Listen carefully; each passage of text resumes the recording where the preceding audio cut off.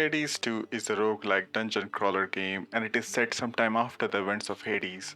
And if you don't know what happens after the end of the first game, spoiler alert, after escaping enough times to the surface, Zagerus, the protag of the first game, manages to bring his mother Persephone back to the underworld and reunite his family. And sometime after the reunion, the family will welcome their second child Melinoë, but before they could announce the world about their little baby girl, tragedy would occur.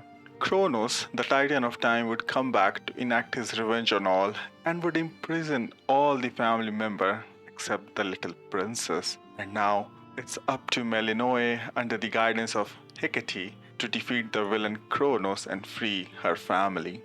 In this video, we are gonna go over the real-life myths and story about the first family of hell, that is Hades, Persephone, Zagerus, and Melinoë. So without further any BS, let's just jump right into it. In the game, Hades is shown as someone who is serious and dedicated to his work, which is not that far from what he was portrayed in stories and myths. The eldest son of the titan Chronos and Rhea, Hades' life adventure starts immediately with his birth, because you see, when his father, the titan Chronos, usurped the power from his father, Uranus, it was prophesied that Chronos' own children would overthrow him.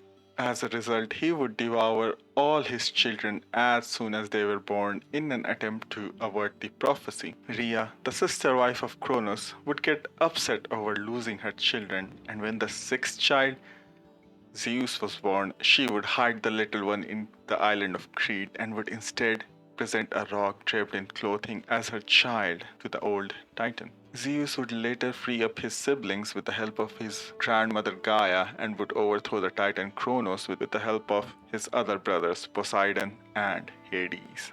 After their victory over their father, the three brothers would divide the whole world between them, and according to Iliad, they will do it by drawing lots. Thus, Hades would get overlordship over Underworld, a realm where souls of the dead would go for their final vacation. All in all, Hades after this incident was all but guaranteed to have a boring and mundane life. After all, how exciting your life could be reigning over a place where nothing living exists and where the only joy is the feeling of contentment that you have lived your life to the best of your ability. But his grey life was destined to have some colors in it, and that color was Persephone. Persephone was the daughter of Zeus, the god of ultimate fuck-ups, and Demeter, the goddess of harvest and agriculture. A fair maiden, she was the goddess of spring and nature. Her life would one day be changed dramatically when she would find herself being abducted by the mighty Hades and taken to the underworld to be his bride.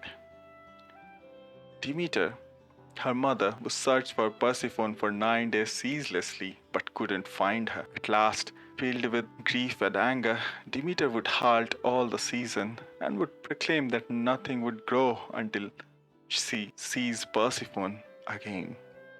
Faced with the extinction of all life, Zeus persuades Hades to return Persephone to the surface. Not wanting to lose her, Hades would force Persephone to eat some pomegranate seed before leaving. Why this gesture? Was he trying to be a gracious host by making sure his guest didn't leave the house empty stomach? Well, no. Remember, he abducted Persephone forcefully, and he didn't want to give up on something he had grown quite fond of.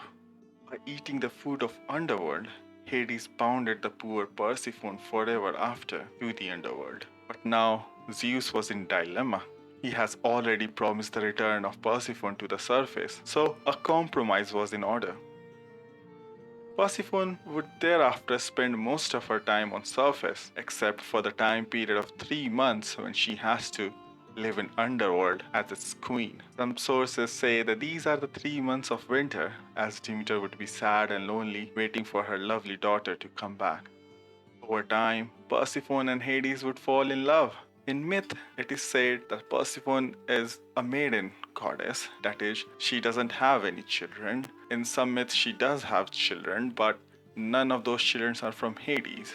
But what about in-game? Which games? Of course, Hades 1 and 2, which I will be streaming at twitch.tv/AlvinGraham. Coming back to the story. In the game, Hades and Persephone would have 2 children. One, the immortal Zagerus, and the other, icy Melinoë. Two kids for two games. Perfect ratio. In the first game, Zagerus keeps attempting to leave the underworld to escape to surface in an attempt to heal the differences which have arisen in the family. That is, not only between his own parents, but also between his family and the Olympians. But what about Zagerus in the myth? Zagerus was the son of Zeus, of course, and Persephone. She conceived him after Zeus seduced Persephone in the guise of a serpent, of course. Also remember that Persephone is the daughter of Zeus. He was said to be the first Dionysus and was favored heavily by Zeus, which of course made Hera mad. I love this couple. Sometimes, to my amateur mind, it feels as if Greek myth would be very stale if Zeus and Hera were a normal loving couple. Hera would incite Titans into attacking the kid, and he is then killed and then dismembered by them. Zeus would recover the heart of the kid and offer it to Semele, who would later conceive Dionysus with Zeus. Fascinating stuff, right? But what about Melinoë, the youngest child of Hades? Well, she was indeed the daughter of Persephone, but her father was not Hades. It was Zeus, of course, who tricked Persephone by taking the form of Hades, because of course he did. Her name means dark-minded. She was a frightful underworld goddess who presided over the offerings offered to the ghosts of the dead. At night, she would wander the earth with her train of ghosts, striking fear into the hearts of men. She was also invoked in one of the Orphic hymn, in which she is said to be saffron-clothed nymph, and how she drives mortal to madness with nightmares and ghostly apparitions. And there you have it, real life myths for the divine family of the underworld from the game franchise Hades. Thank you for watching. Please like, share, and subscribe. And if you can, please check me out at twitch.tv/alwingrim. And always remember, Zeus has only one goal for every hole.